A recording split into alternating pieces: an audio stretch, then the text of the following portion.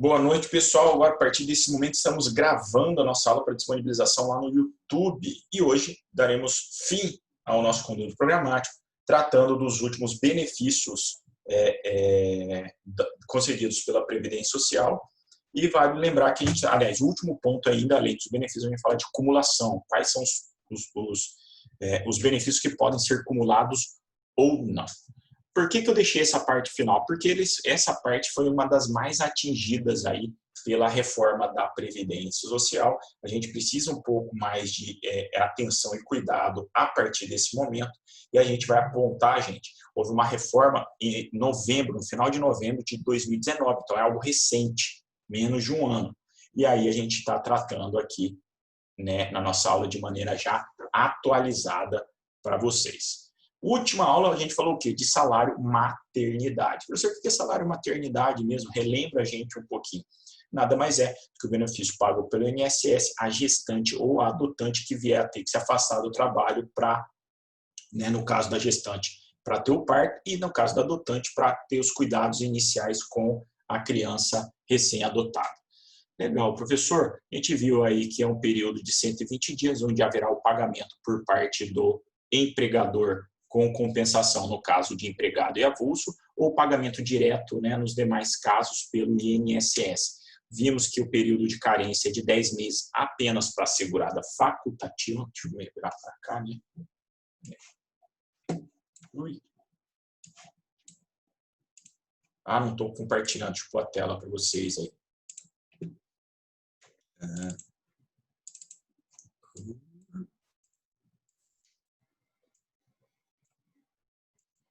E aí vimos o quê? Que o salário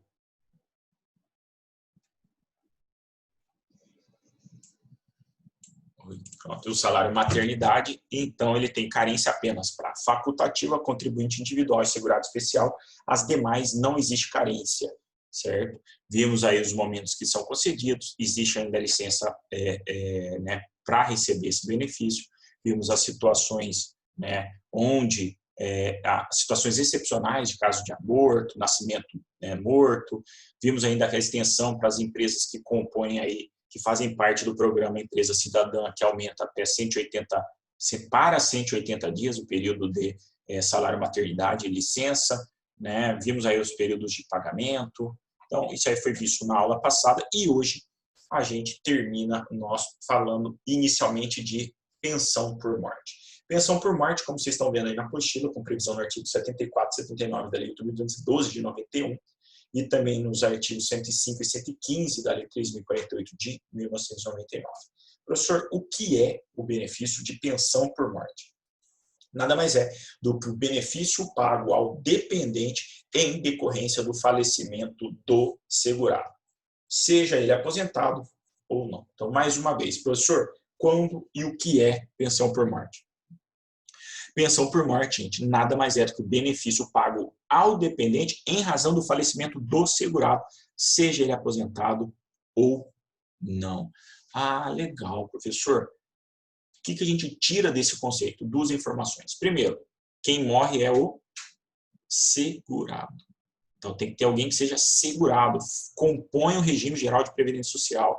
Se for alguém que for alheio, que não tiver contribuição, que não for segurado, não vai o dependente receber pensão por morte. Segundo ponto, vejam que o pagamento da pensão por morte, assim como o auxílio reclusão, que nós já estudamos, ele é feito o pagamento ao dependente e não ao segurado, certo? Então, são os únicos dois benefícios pagos diretamente aos dependentes. Beleza, professor? Pode haver caso de morte presumida? Pode. No caso de morte presumida, que normalmente é declarada por decisão judicial, haverá o pagamento também de pensão por morte. Mas isso depende de decisão judicial para comprovar que esse indivíduo teve algum desaparecimento em razão de catástrofe, desastre ou situação onde a possibilidade de sobrevivência seja extremamente rara, né? Extremamente difícil a sobrevivência, certo? Professor, e se sabe que você falou de morte presumida, e se o óbito, a morte, a perda, aliás, o óbito ele vem a acontecer após a perda da qualidade segurada? Os benefícios não serão pagos? Depende. Falei para vocês que para receber pensão por morte, A morte do segurado, para que o dependente receba, ele tem que ser segurado. Isso é a regra. No entanto, se o falecido que for segurado da Previdência, né, já tiver adquirido o direito, já tiver direito à aposentadoria, mesmo que o óbito dele tenha acontecido após a perda da qualidade de segurado, será concedido o benefício ao seu dependente. É o que está lá na súmula 416 do STJ. Então fala o quê? Vamos ler a súmula que está aí. É devida a pensão por morte aos dependentes do segurado que, apesar de ter perdido a qualidade, preencheu os requisitos legais para obtenção de aposentadoria até a data do óbito. Ou seja, depois do óbito, ele perdeu a qualidade de segurado, mas até o óbito ele já tinha preenchido os requisitos para se aposentar. Nesse caso, o seu dependente terá direito ao recebimento da pensão por morte. Então, via de regra, recebe quem for o quê? Dependente de segurado, ou seja, que não perdeu a qualidade de segurado. Ah, professor, se tivesse um período de graça, não tivesse mais contribuindo, não tem problema, também receberia, porque no período de graça o indivíduo não recolhe, mas ainda mantém a qualidade de segurado. Então, se por um acaso houvesse essa perda, aliás, houvesse essa situação de óbito nesse período de graça, receberia o dependente de maneira normal, pensão por morte. A única situação é se houvesse a perda após o óbito. Nessa situação, se já tivesse preenchido o requisito antes do óbito da aposentadoria, o benefício pensão por morte será pago aos seus dependentes. Beneficiários, gente. Os beneficiários aí são todos os segurados do regime geral de previdência social. Então, todos aqueles segurados obrigatórios e o facultativo, né, desde que preenchidos os requisitos legais, têm direito os dependentes têm direito ao pagamento de pensão por morte. Então, empregado, avulso, doméstico, contributivo individual, segurado especial e facultativo, se vierem a falecer e tiverem dependentes, desde que preenchidos os requisitos definidos na lei, haverá o pagamento de pensão por morte. Ah, legal, professor. E para quem são pagos os benefícios? Para quem é pago o benefício de pensão por morte? Para os dependentes. Ah, e quem são os dependentes? Vamos relembrar, a gente já estudou as classes dependentes, são 3 classes, elas são classes excludentes uma da outra. Se houver uma pessoa do regime ou da classe superior, as classes inferiores não receberão. Classe número 1, cônjuge, companheiro, filhos até 21 anos ou inválidos de qualquer idade. Ah, legal, professor. Então, tá bom. Então, aí se tratou da classe 1, exatamente, da primeira classe. Segunda classe são os pais. Os pais, pai e mãe, são segunda classe de dependentes. E terceira classe são os irmãos, até 21 anos ou de qualquer idade, em caso de invalidez ou em caso de incapacidade. Então, essas são as 3 classes. Como eu disse, uma classe exclui a outra. Se houver alguém da primeira classe, a segunda e a terceira não recebe. Se não houver da primeira, mas houver da segunda, a terceira não recebe. Portanto, os irmãos só receberão pensão por morte se não houver dependentes de primeira classe e segunda classe, ou seja, cônjuge, filho, pai e mãe, por parte do segurado falecido. Aí sim, ele vai receber. Além disso, a primeira classe é a única que é presumida, a dependência é presumida. Não precisa. Basta que seja companheiro ou filho, né, no caso aí dependente de primeira classe, para que tenha direito à pensão por morte. Os de segunda e terceira classe têm que, além de comprovar que é dependente, tem que comprovar dependência econômica, ou seja, que dependiam financeiramente do falecido. Exemplo, pagando tratamento médico, morando na mesma casa, no caso dos pais, no caso do irmão, pagando colégio, vivendo sobre o mesmo teto, para conseguir comprovar a dependência econômica. Renda mensal do benefício. Professor, o que é renda mensal do benefício mesmo? Que é chamado de RMB ou RMI. Nada mais é do que a forma de pagamento, ou seja, a apuração do valor que vai ser pago do benefício. Aqui um ponto muito, muito, muito importante, que foi um ponto que foi reformado que foi alterado, reformado no último ano, em 2019, na reforma previdenciária.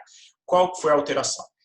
Antes da reforma, a renda mensal era a porcentagem de 100% do salário de benefício. Então, vamos dar um exemplo. O indivíduo trabalhou aí, e aí a renda mensal dele, apurada aqueles 80 maiores, contribuições descartada 20%, desce aí um valor de, sei lá, R$3.000, os dependentes receberiam aí 100%, ou seja, receberiam R$3.000 de pensão por morte. Agora mudou. Agora, qual que é a nova regra? Haverá o quê? Um pagamento de 50% do pensão por morte, mais 10% por dependente, atingindo o máximo de 100%. Lógico que para atingir 100%, já que é 10 por dependente, o indivíduo teria que ter 5 dependentes. Aí haveria o pagamento do salário de benefício na proporção de 100%. Então, naquele exemplo que eu mencionei, o indivíduo tinha uma média de salário de benefício de R$3.000. Agora, o indivíduo que vier receber dependente pensão por morte vai receber 50%, ou seja, R$1.500, mais 10% por dependente extra. Então, se o indivíduo tem só um filho, esse filho ele vai receber 1.500, mais 10% pelo seu dependente, ele vai receber 60% dos R$3.000. Então, só para ficar claro, esses R$3.000, vamos fazer a conta rápida aqui, o indivíduo vai receber R$1.800. Vejam que é uma redução exponencial bem grande dos valores pagos quanto à pensão por morte. Ah, legal, professor. E se houver mais dependentes? Aí você vai somando 10% por dependente extra, certo? Então, tem os 5, quando há o pagamento, 50% já é devido, já é separado aí e como cota familiar, e 10% para cada dependente habilitado. Então, a gente mencionou um exemplo prático, né? Professor, e se tiver 2 dependentes, mãe e filho? Bom, aí vai receber 70%, ou seja, tem 2 dependentes, 50% da cota familiar e 2 para cada dependente, portanto, aí 20% a mais, totalizando 70%. E o valor recebido por cada um? Se os 2 são dependentes, vai haver o que? O fracionamento no meio. Então, cada um vai receber 35% do valor da pensão por morte. Então, no exemplo que eu mencionei, R$3.000, se tiver 2 dependentes, vai ser 2.000. Vamos fazer aqui só. Professor é ruim de conta, né? Professor de cabeça. 3.000 vezes 70%, então é R$2.100. R$2.100 dividido por 2 vai dar R$1.050 para cada um dos dependentes. 1.000 para o cônjuge e 1.000 para o filho dependente. Professor, se houver falecimento de um dos dois, se houver, aí a parte passa a ser integral do filho remanescente. E aí reduz os 10%, porque não existem mais 2 dependentes, mas apenas um. Então, o indivíduo que recebia 1.050, porque ele recebia metade daqueles 70%, vai receber agora 60% de maneira integral. Ele passa a receber R$1.800, no exemplo que a gente mencionou. Certo?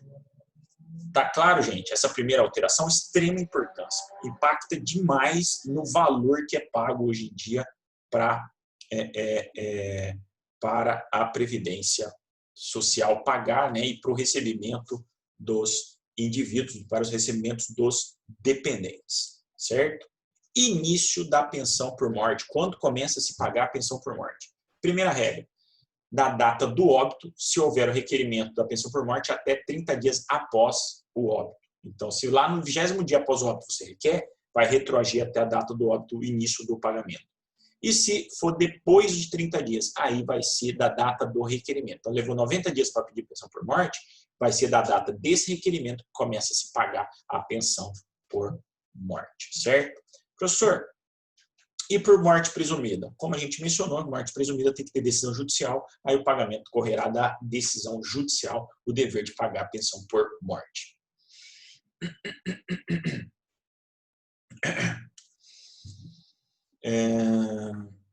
Cessação, né? Encerramento do pagamento de pensão por morte. 2 regras principais. Primeiro, morte. Morreu o dependente? Corta. Morreu o pensionista? Corta o benefício. Certo? Lógico, para ele, né? Para aquele que faleceu. Se tiver pensionista, dependente, sobrevivente, ou seja, outro, ele vai continuar recebendo o valor da pensão. Segundo ponto, quando se tratar de filhos e irmãos que não tenham nenhum tipo de incapacidade, o limite para pagamento de pensão por morte é até 21 anos de idade. E como já mencionamos anteriormente, mesmo que o indivíduo esteja cursando faculdade, universidade, curso superior, não haverá extensão do benefício, porque existe uma regra especial de direito previdenciário que não se aplica, portanto, a regra lá de direito civil quanto ao pagamento de pensão alimentícia. Portanto, aos 21 anos cessa, mesmo que o indivíduo esteja exercendo, não esteja estudando em faculdade, esteja realizando curso de ensino superior. Isso eu estou falando para os filhos dos irmãos que tenham capacidade e recebem até 21 anos. Lembrando, se tratar de inválido com deficiência mental ou física, haverá o pagamento aí pelo período, por prazo indeterminado, até esse indivíduo vir a falecer ou recuperar a sua capacidade, certo? Então, a próxima forma de cessar o pagamento da pensão por morte é exatamente a cessação da invalidez, né? Seja ela física ou mental, certo? Também pela adoção do filho adotado que recebe pensão por morte, né? Ele também vai se recuperar a capacidade, também perderá, né, o direito ao recebimento do benefício. E aquele que tem morte presumida, se ele reaparecer, corta a pensão por morte para o seu dependente, certo?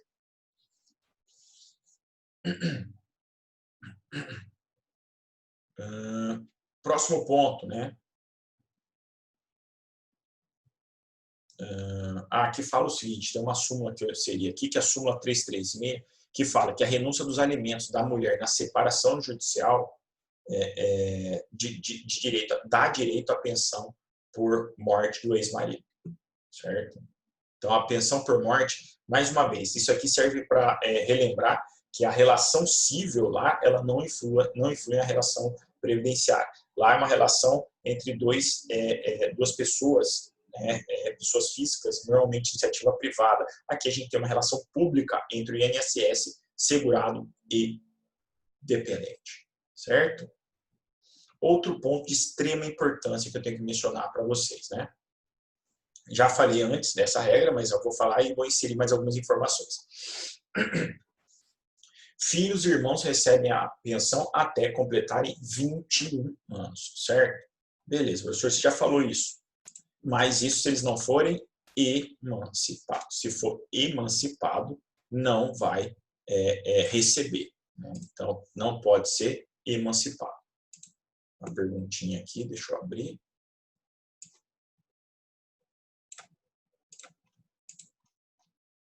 Vou colocar aqui, saiu aqui.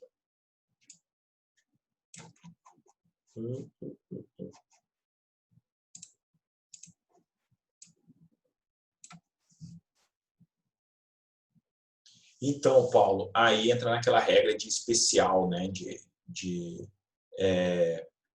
direito civil, né, se o ébrio ou o interditado, né, dependente, tem direito à pensão por morte. Não tem, cara. Se não for realmente nas circunstâncias previstas pela legislação previdenciária, esse benefício não vai ser concedido, certo? Então, o ébrio ele não vai ter direito. Se ele tiver mais que 21 anos, for filho, não vai ter direito, certo? Agora, o interditado depende. Se for o interditado por questões intelectuais, mentais, ficar comprovado que ele não tem capacidade, aí sim é pago, porque é independe de idade. Agora, o ébrio não. O ébrio, na verdade, ele não vai ter essa benesse, certo? Seguindo, agora eu estou falando as novidades, né? Para os pais, o pagamento da pensão por morte, ela é vitalícia, recebendo até o falecimento do dependente. Então, digamos aí, meu filho falece, ele vai pagar, digamos que tem um pai ou uma mãe que seja dependente dele, ele vai receber a pensão por morte até a sua morte, tá? Normalmente, até porque a idade desses indivíduos já é avançada, não justifica o cancelamento da pensão por morte num período onde o indivíduo, que era dependente de quem faleceu, venha ficar sem algum tipo de algum tipo de auxílio do INSS. Contudo, para o cônjuge e companheiro foi criada uma tabela, uma nova regra, que é a novidade trazida aqui, né? Na verdade, não se tratam de novos requisitos. Os requisitos já estavam previstos, mas são novas condições para que a pensão por morte seja concedida, normalmente reduzindo o prazo de recebimento do cônjuge ou da companheira. Primeira regra. Essa tabela que eu estou mencionando, que nós vamos mencionar a seguir, ela exige primeiro o preenchimento de 2 requisitos. Quais são? Para dar validade, o casal, para que a cônjuge ou o cônjuge, a companheira ou o companheiro tenham direito à pensão por morte, ele tem que estar convivendo de maneira, não é namoro, é convivência familiar por pelo menos 2 anos, casamento há pelo menos 2 anos. E o indivíduo segurado que vem a falecer tem pelo menos 18 contribuições, ou seja, tem 1 ano e meio. Preencheu esses 2 requisitos, nós vamos utilizar o tabelamento a seguir. Professor, e se não preencher? Faltou um dos requisitos. Você falou que são 2. União estável, sim, Silas, união estável é válida. Né? União estável reconhecida em cartório, ou se não tinha união estável, Silas, se você entrar judicialmente e comprovar a união estável juridicamente, também tem direito, certo? Agora, se for união estável não ficar comprovada, não ficar caracterizando a união estável, aí não tem. Tá? Não tem direito à pensão por morte. Mas a união estável tem, certo? Porque é o importante, por isso que ele utiliza o termo que convivência de 2 anos, é convivência familiar. E aí ele já engloba casamento, união estável, certo? Então, mais uma vez, 2 requisitos. Conviver há 2 anos e ter 18 contribuições, ou seja, 1 ano e meio. Preencheu esses 2 requisitos, a gente vai passar para a tabela. Professor, e se não preenche esses 2 requisitos? Digamos que não está casado há 2 anos, não tem união estável há 2 anos, não convive familiarmente há 2 anos, e não tem, ou, né? Não precisa faltar os 2, faltou um dos 2, e ele não tem 1 ano e meio de contribuição. Nesse caso, o cônjuge, o companheiro receberá o benefício por apenas 4 meses. Não tem 2 anos, ou não tem 18 contribuições, o indivíduo, que é o companheiro, vai receber o benefício de pensão por morte por apenas 4 anos. É isso aí, gente. Então, o INSS ele vai pagar ao cônjuge ou companheiro apenas 4 meses de pensão por morte. Isso se faltar uma dessas condições. Faltou uma dessas 2 condições, recebe 4 meses, né? Então, vejam que é um período muito, muito curto. Mal vai começar a receber, já vai parar de receber, certo? Beleza, professor, mas digamos aí que se disse, como o senhor disse, preencheu os 2 requisitos. Então, aí a gente aplica a tabela que está abaixo, que está a seguir, que diz exatamente um tabelamento de prazo, de quanto tempo o cônjuge, companheiro ou companheira receberão o benefício. Bom, já adianto, se tiver até 21 anos, menos de 21 anos, vai receber a pensão por morte por 3 anos. Então, digamos aí, no momento do falecimento, morre o segurado e a dependente tem 20 anos. Digamos, tem um rapaz e uma moça são casados, os 2 têm 20 anos. Não, mentira, o homem tem 30 e a menina tem 20 anos. Vem e falece o homem de 30 anos. Ah, beleza, o professor faleceu. O que acontece? Ela vai ter direito à pensão por morte? Vai. Ela tem 2 anos de casamento? Tem. Digamos que ela casou com 17. Pode? Pode. E ele já tem mais de 10 anos de contribuição, ou seja, ele já tem mais de 18 contribuições. Então, ele preencheu esse requisito. Então, a partir do momento que ela tem 20 anos, já que ela tem menos de 20 anos, ela vai receber por 3 anos a pensão por morte. Ou seja, ela vai receber dos 20 aos 23 anos. Então, quem tem menos de 21 anos, companheiro vai receber por 3 anos. Quem tem de 21 a 26 anos vai ter uma pensão por morte por 6 anos. Quem tem de 27 a 29 vai ter um benefício de 10 anos. Quem tem de 30 a 40 anos vai ter um benefício de 15 anos de pensão por morte. Quem tem de 41 e 43 anos, 20 anos de pensão por morte. E para os companheiros e companheiras que tenham mais de, que tenham 44 ou mais anos de idade no momento do falecimento do segurado, receberão de maneira vitalícia. Antigamente não foi só com essa reforma não, esse tabelamento já existe. Agora aquelas regras, aqueles 2 requisitos foram agora. Já existia esse tabelamento, né, anteriormente. No entanto, num período não tão longínquo, havia o pagamento. Se fosse companheiro ou companheira viesse a falecer o seu companheiro, o segurado, a pensão era vitalícia, era para qualquer idade. Então, isso aí gerava um déficit muito grande. As pessoas recebiam pensão por morte desde muito cedo, né? E isso aí ocasionava muitas vezes esse desequilíbrio que a gente tem na balança de direito previdenciário. No entanto, agora com esse tabelamento ficou bem restrito, o prazo ficou bem curto, o objetivo do INSS é o quê? É exatamente não continuar pagando, via de regra, para pessoas que são mais jovens, né? Eles vão receber por um determinado período e depois seguirão sua vida e haverá o cancelamento do pagamento do benefício de pensão por morte, certo?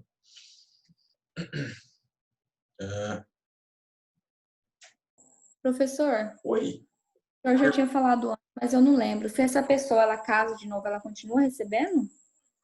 não entendi, continua. Continua? Continua. Beleza. Tem carência, gente, para recebimento não é o casamento aí que vai impedir, tá, o pagamento. O que vai determinar, a gente vai falar a regra de cumulação. Ela não vai poder receber, por exemplo, 2 pensões por morte. Então, por exemplo, faleceu um, recebe pensão por morte. Faleceu o próximo, ela não vai ficar com as 2. Ela pode escolher por aquela que for mais vantajosa, mas ela não vai acumular 2 pensões por morte, certo? Então, não é o casamento que impede a percepção da pensão, tá bom? Carência, pensão por morte tem carência? Não tem, basta que seja segurado. Lembrando, se for com o cônjuge ou companheiro, vai receber apenas por 4 meses. Professor, esse tabelamento aplica para quem? Mais uma vez, gente, esse tabelamento que a gente acabou de falar aplica-se apenas para cônjuge, companheiro ou companheira. Para filho é até os 21 anos, para irmão é até 21 anos, para pai e mãe é vitalício, certo? Condição para concessão. Gente, né, no caso aí de pensionista inválido, eles terão que se submeter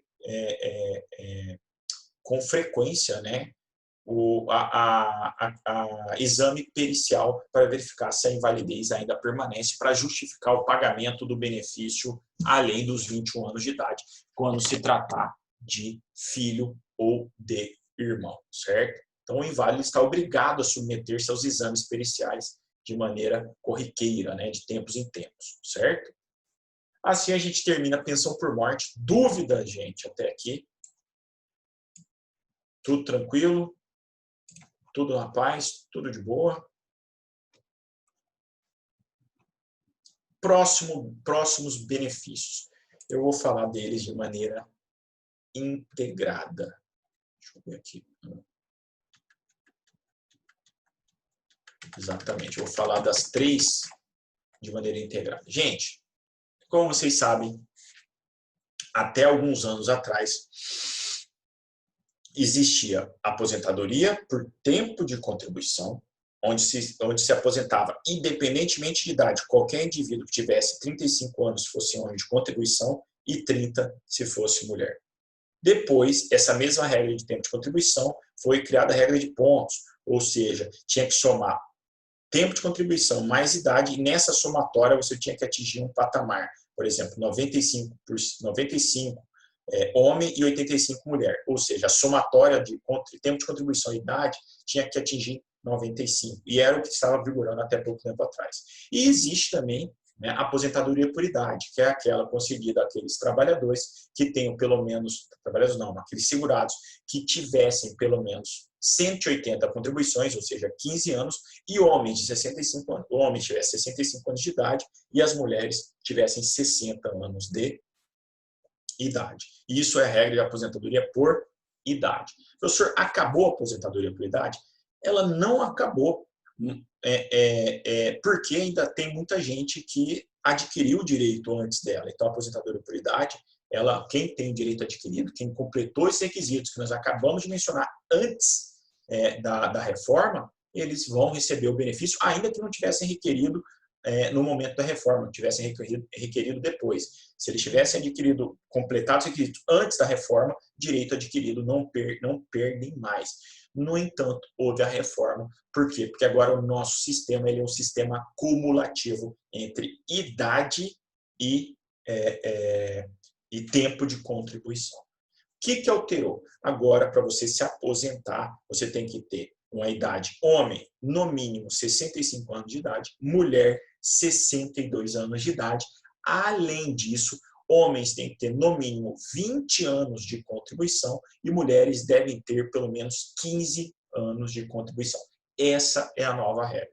Ah, professor, ela vale para todo mundo? Não. Aqui é um ponto importante que poucas pessoas prestam atenção e percebem, e já notaram esse ponto da lei. Essa regra ela só vai ser aplicada para aquelas pessoas que começarem a trabalhar e contribuírem para a Previdência Social após a reforma, após 13 de novembro de 2019. Para quem já está no regime, se ele já tiver direito adquirido, vale a lei anterior. Aqueles que não têm direito adquirido, eu, por exemplo, eu não tenho direito adquirido, eu não preenchi os requisitos para aposentadoria conforme a lei anterior. No entanto, para essas pessoas haverá uma regra de transição. Existem, na verdade, 5 regras principais de transição. A gente não vai mencionar, porque senão vai criar confusão. A gente vai falar de regra geral. Se houver tempo, ao final, a gente fala um pouquinho da regra de transição. Mas agora, extrema importância, gente. Não basta só a idade e não basta só a contribuição. Agora, a exigência para você se aposentar é de 65 anos para homem, 62 anos para mulher, 20 anos de contribuição mínima para homens e 15 para mulheres. Antes, a contribuição mínima era de 15 anos, tanto para homem quanto para mulher. Agora houve uma alteração. Ah, professor, e aquelas espécies de regimes especiais que são policiais, professores, continua a regra para a aposentadoria um pouco mais cedo, 5 anos mais jovem, no caso dos professores, né? 10 anos no caso de professores e 5 de professor. E os de serviço público são estabelecidos em regra própria, mas, via de regra, essas novas regras serão aplicadas tanto na iniciativa privada quanto na iniciativa pública, certo? Outro ponto importante que impactou também diretamente na aposentadoria após a reforma. Nós vimos que houve uma nova forma de pagamento do salário, né, a contagem para pagamento na pensão por morte. Na aposentadoria também houve uma alteração. Professor, qual foi a alteração? Existe também um novo cálculo para pagamento da aposentadoria. Qual que é o cálculo? A partir do momento que você preencheu os requisitos, tem os 65 anos de idade como homem, ou tem 62 anos a mulher, e tem 20 anos de contribuição homem, tem 15 a mulher, pode aposentar? Pode, preencher os 2 requisitos. E o pagamento, como é que vai ser? Se preencher os requisitos e tiver o mínimo, aí você vai receber o seguinte, você vai receber 60% do seu salário de benefício. Faz aquela média aritmética toda, não descarta mais os 20%, igual descartava anteriormente, agora é o 100%, né, do período de contribuição, vai verificar qual que é a média, e dessa média você vai receber 60% do salário de benefício. Então, no exemplo que a gente mencionou, aí um indivíduo que trabalhou muito, recebeu no início da vida pouco, mas do meio para o final começou a receber sempre teto. Então, digamos que ele tenha tido uma média aí de R$3.000 de salário de benefício. Fez a média, 100%, fez o cálculo, a média dele deu de R$3.000. 3.000 vezes 60%, o indivíduo vai receber aí a aposentadoria de 1.800. Ah, mas ele recebia, a média dele era 3.000, professor. Mas, como a nova regra estabelece, a partir do momento que você pode pedir a aposentadoria, você recebe 60% do valor do seu salário de benefício. Ah, professor, mas ele pode aumentar isso? Pode. Ele pode atingir o patamar de até 100% do salário de benefício da média aritmética de contribuição. Mas o que ele tem que fazer? Gente, para cada 2 anos, aliás, para cada ano de contribuição, haverá um acréscimo de 2% no percentual para cálculo de aposentadoria. Como assim, professor? A cada ano, então, acresce 2%. Se eu trabalhar 20%, eu vou... aliás, se eu trabalhar 40 anos... se eu trabalhar 20 anos, além dos 20 mínimo, eu vou ter 40% a mais. Então, 40 mais 60, eu vou receber 100%. Resumindo, trocando em miúdos, falando diretamente, para você receber a sua aposentadoria de maneira integral, com base no seu salário de benefício, você terá que contribuir como homem com 40 anos. Vai ter que ter, então, 65 anos de idade e 40 anos de contribuição para o INSS, em caso de homem. E em caso de mulher, professor, vai ter que ter 62 anos a mulher e 35 anos de contribuição para receber o seu salário, não, sua aposentadoria de maneira integral. Lembrando que não pode ultrapassar o teto e também ninguém vai receber menos, seja por aposentadoria, seja em pensão por morte, menos que o salário mínimo, ou seja, hoje R$ 1.045. Então, outro exemplo. Professor, então digamos aí que eu tenha 30 anos de contribuição, completei 65 anos, não quero mais trabalhar, posso aposentar? Pode. Quanto que eu vou receber? Você já vai, a partir do momento que você tem os 20 anos de contribuição, você tem 60%. Mas eu trabalhei mais 10, ou seja, eu tenho 30. Além dos 20 mínimos, eu tenho mais 10, eu tenho 30 de contribuição no total. Esses 10, você vai fazer 10 vezes 2%, então você vai ter um acréscimo de 20%, ou seja, sua aposentadoria será de 80% do salário de benefício. Gente, ficou claro essa alteração para vocês? Ficou de maneira tranquila o entendimento? Tranquilo, professor. Tranquilo, né? Vocês viram que vai ficar qual, né, desses dois benefícios que a gente tratou agora. Gente, o que eu já havia mencionado para vocês, a Previdência Social, o Regime Geral de Previdência Social, o INSS, ele não vai ter mais objetivo de manter qualidade de vida ou para pagar valores considerados como valores importantes aí para quem precisa. Na verdade, vai ser para concessão de valores baixos, mínimos, realmente apenas para a garantia da sobrevivência dessas pessoas, desses segurados, certo? Professor, então e a aposentadoria por idade? Vai ser possível a aposentadoria por idade? A aposentadoria por idade, ela deixa de existir para quem começar a trabalhar a partir de 13/11/2019. Para quem tinha direito adquirido ou estava que já estava para se aposentar, regra de transição vai ter o direito, sendo que vai ter umas regrinhas um pouco diferentes, mas vai ter o direito. Agora, a partir de 2019, 13/11/2019, quem começou a trabalhar a partir dessa data, começou a exercer atividade remunerada e recolher para a Previdência, apenas essa regra geral de aposentadoria, certo? E, por fim, a terceira aposentadoria, apesar de ter mais dois benefícios para mencionar, mas a aposentadoria especial. Professor, o que é aposentadoria especial? É uma aposentadoria que é concedida às pessoas que trabalhem, laborem com agentes que causam algum dano à saúde desse segurado. Então, dá uma garantia de encerramento da atividade, né, a aposentadoria após 25 anos, se homem, 25 anos, independente seja homem ou mulher, se o grau do agente que ele trabalha não for muito grave, 20 se não for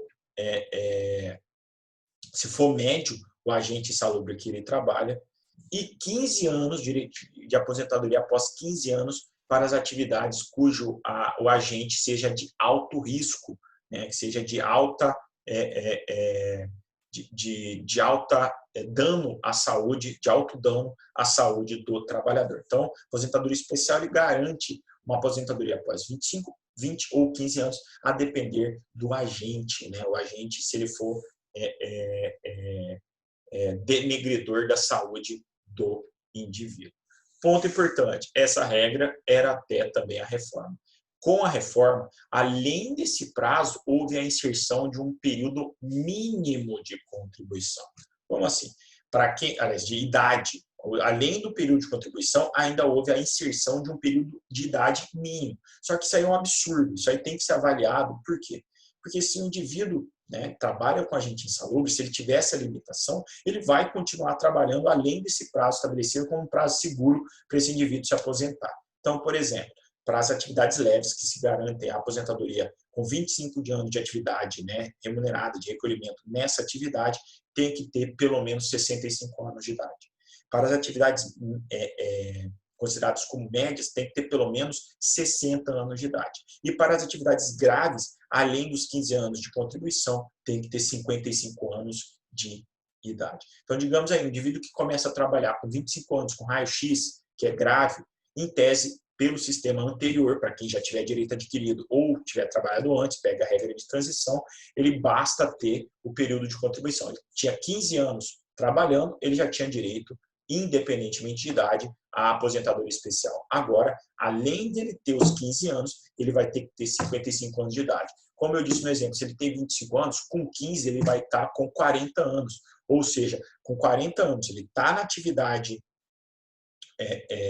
insalubre, já completou o mínimo para aposentadoria, mas não consegue aposentar porque ele não tem a idade mínima de 55 anos. Então, essa questão, inclusive, já está sendo abordada por ação direta de inconstitucionalidade, ou pelo menos apure para verificar se existe uma possibilidade de afastar essa regra da idade. Mas isso a gente só vai ver ao longo dos anos, porque até julgar essa ADIM nesse tópico vão levar muitos anos. É muito recente essa matéria, ainda vai ser muito discutida.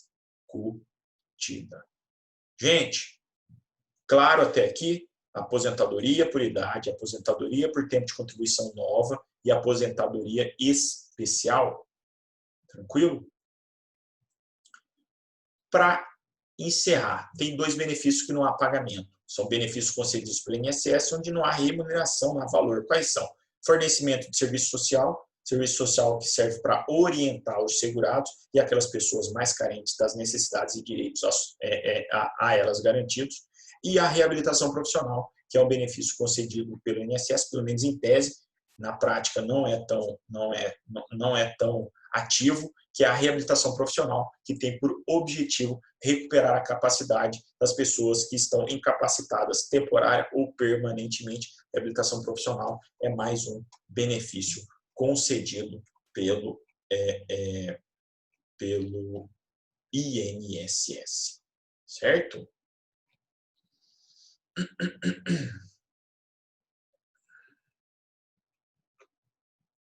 Ah, professor, você falou lá da aposentadoria especial. Quem são os beneficiários? Só 3 são os beneficiários. Apenas o empregado, o contribuinte individual e o trabalhador avulso, certo? Serviço social que a gente comentou, só para ler para vocês. Artigo 88. Compete ao serviço social esclarecer junto aos beneficiários seus direitos sociais e os meios de exercê-los e estabelecer conjunto com eles o processo de solução dos problemas que emergirem na sua relação com a Previdência Social, tanto no âmbito interno da instituição como na dinâmica da sociedade. Foi o que eu acabei de mencionar, que nada mais é o serviço social com o objetivo de dar instrução sobre os direitos aos segurados. E, por fim, a reabilitação profissional, que nada mais é que o conjunto de meios indispensáveis à reabilitação profissional do beneficiário em razão da incapacidade total ou parcial para o trabalho. Tá? E o que é a reabilitação profissional? Desde uma fisioterapia até o fornecimento de prótese para as pessoas que tenham aí algum tipo de amputação, certo? Legal, professor?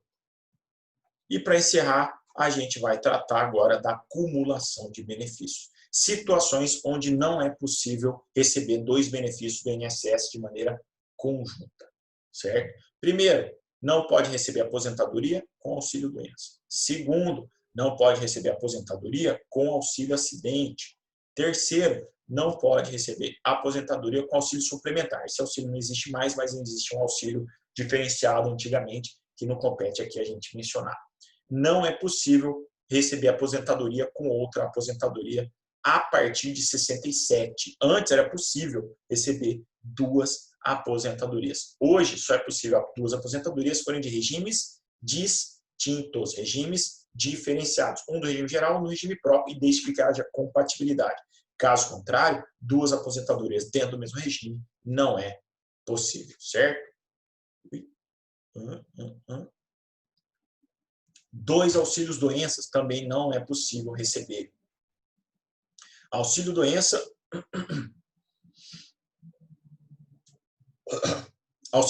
com auxílio-acidente, desde que não seja da mesma doença. Se o auxílio-acidente for uma coisa e o auxílio-doença por outra, aí sim. Caso contrário, se o auxílio-doença e o auxílio-acidente forem ambos da mesma natureza, mesma doença, ou mesmo acidente, ou mesma origem, não haverá possibilidade de pagamento e recebimento de ambos. Né? Ah, professor, e auxílio-doença? Também, auxílio-doença não pode ser 2, desde que sejam por motivos, os mesmos motivos, certo? Auxílio-acidente com auxílio-acidente. Não é possível 2 benefícios de auxílio-acidente, apenas 1 benefício de auxílio-acidente. Não é possível salário-maternidade com auxílio-doença. A gente já mencionou que o salário-maternidade ele não é compatível com auxílio-doença. Salário-maternidade com aposentadoria por invalidez também não é compatível, por isso não será possível acumulação. Renda mensal, pensão por morte com outra pensão por morte, quando o falecido era o cônjuge ou companheiro. A pergunta da colega que foi feita agora durante a aula é exatamente sobre isso. Ó. Não pode receber 2 pensões por morte. O casamento corta o benefício? Não, mas 2 pensões ela não vai receber. Se falecer 2 maridos, não, digamos aí que não vai receber. Vai o quê? Fazer a opção por aquele que seja mais benéfico. Certo? Professor, Oi. no caso dos outros benefícios, igual o senhor falou da maternidade E auxílio-doença. E aposentado por invalidez. Não pode receber cumulativamente. Qual que vai determinar? Normalmente aquele que é de maior valor. Normalmente o salário maternidade ele é maior. Por quê? Porque no salário maternidade você recebe o valor na prática, o que você recebe na atividade. Agora, auxílio-doença e aposentadoria por invalidez é aquela alíquota, tem uma alíquota, né? Que você aplica com base no salário de benefício. E normalmente ele reduz um pouco o valor dos rendimentos. Então, normalmente você vai receber o salário maternidade. Então, como é que funciona? Vai receber o salário maternidade de 120 dias. Se é mesmo assim a pessoa continuar incapacitada, digamos que a gestante, aí a partir do momento da cessação, ela passa a receber o auxílio-doença. Entendeu? A única coisa que não pode acontecer é ela receber os 2 ao mesmo tempo. Tá? E quanto à pensão por morte que a gente mencionou, é a partir de 2000, a partir de 95 que não é possível receber 2 pensões de pensão por morte. Antes disso, era possível. Então, o que acontecia? Existiam as viúvas negras. Já ouviram as histórias das viúvas negras? Que eram esposas que casavam-se, aí falecia o marido, né, por sorte na vida, faleceu o marido, faleceu o segundo marido, faleceu o terceiro marido, e elas iam acumulando pensões. Então, hoje isso não é possível. A partir de 95 não é mais possível. Mas antigamente, década de 60, 70, 80, era comum esse tipo de história de pessoas que acumulavam pensões por morte, certo? Quando isso era permitido, obviamente.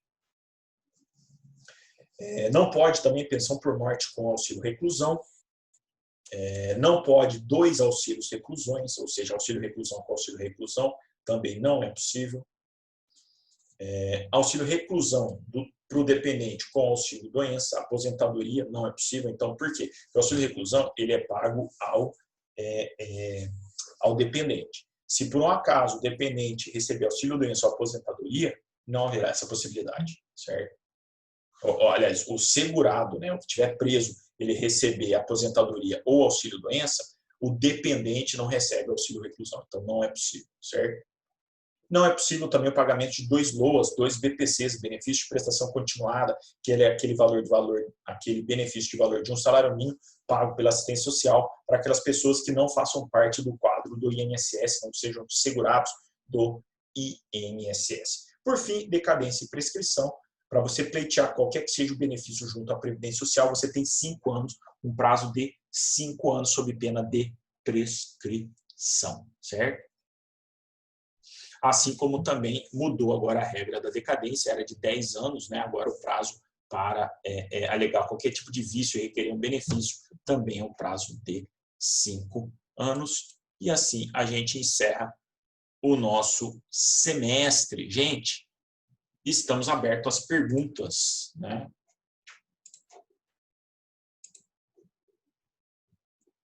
Ah, tem aqui, ó, não vi no chat, vamos lá. Perguntaram aqui. Minha mãe é pensionista do meu pai. Caso eu, como filho, falecer, sendo que eu não tenho filhos e nem cônjuge, minha mãe consegue substituir a pensão do meu pai pela minha, sendo que é mais vantajosa? Depende, Laura. Tá? Ela é dependente econômica sua? Se for morar na mesma casa, ficar comprovado que ela é dependente sua, sim, ela poderá escolher por aquela que é mais vantajosa. Por quê? Porque ela vai ter em tese, receberia 2 pensões por morte. Mas como não é mais possível desde 95, como nós estudamos aqui hoje, haverá a possibilidade de escolha, certo? Tranquilo? Gente, mais perguntas? Vamos lá. Temos 15 minutos à vontade para vocês aí. E aí? E aí? E aí?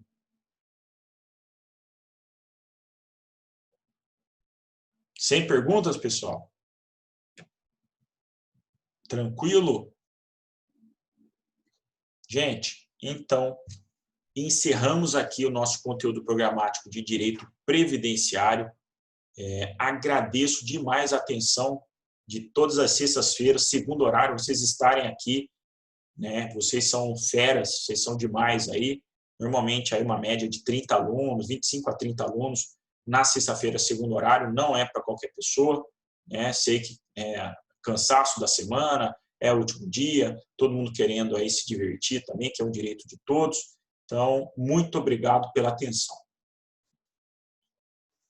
Obrigado, senhor, professor. Que isso, Tiagão. Tem mais uma pergunta aqui, ó.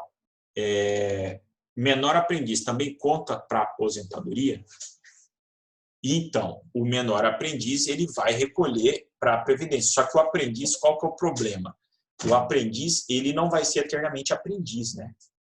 Então, se ele é segurado, ele vai, se caso dele falecer, ele vai ter, né? Ele vai conceder uma pensão para o seu dependente, se ele tiver, certo? Já que ele recolhe, sim, contribuição. Agora, se for estudante a gente estudou que ele é o quê? Facultativo. Segurado facultativo. Segurado facultativo, ele vai recolher se ele quiser. Optativo.